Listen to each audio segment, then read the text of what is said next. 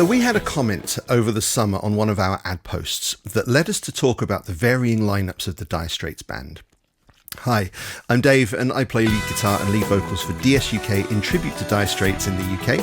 Please drop by our Facebook page and give us a follow, and if you're a fan in the UK, please consider coming to see us at one of our shows.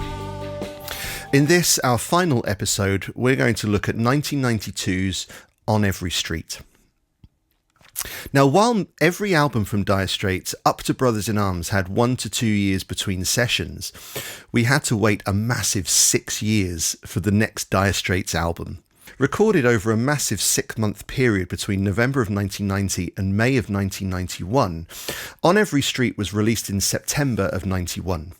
The album was recorded at Air Studios in London, and this time was produced by the entirety of the band, and engineered once again by Neil Dorfsman, along with some of the big heavy hitters of the time, including Bob Clearmountain and Chuck Ainley. Consistency continues to not be a thing with Dire Straits, as turning up for the sessions this time were Mark and John, Alan returning, Guy returning, Chris White returning this time on the saxophone after the Brothers in Arms tour. Out was Terry Williams, but to replaced with, and I love this about this album, Toto's Jeff Porcaro. Jack Sonney also didn't return, but Paul Franklin turns up in his place.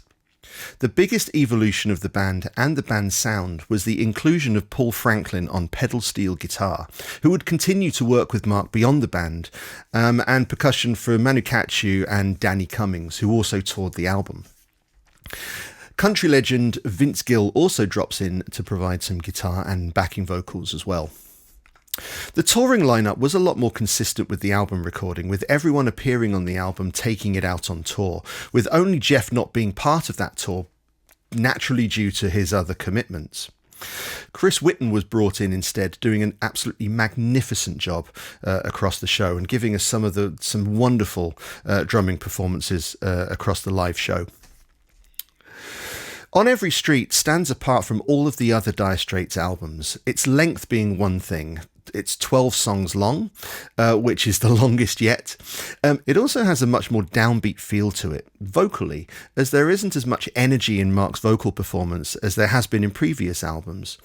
Even to sing it, it actually feels lazier. Whereas Brothers was also quite synth-inspired, On Every Street goes that little bit further with thick layers of arrangements, and Paul Franklin's wonderful pedal steel work. On Every Street, as with Brothers in Arms, felt like a massive leap forward in the band's evolution.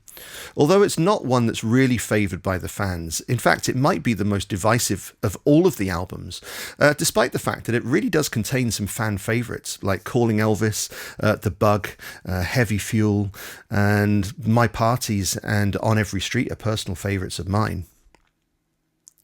On Every Street was to be the band's last studio album, although a DVD of the tour was released under the name of On the Night. Mark disbanded the band permanently in 1995 to pursue his solo career and with the release of Golden Heart. For years, fans have called for a Dire Straits reunion, to which I ask, which Dire Straits? The history of the band shows that only Mark and John are the consistent members across all of the eras, with almost every other member dipping in and dipping out after just a short stint, with only Alan and Guy really being able to last for multiple albums, highlighting that Dire Straits really was nothing more than a vehicle for Mark's music.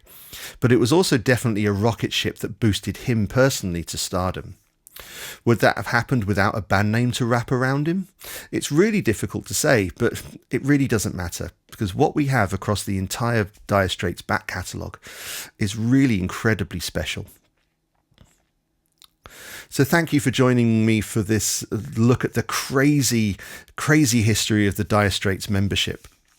If you are in the UK, please consider dropping by our Facebook page, DS UK in tribute to Dire Straits. You can find us at DS UK Tribute.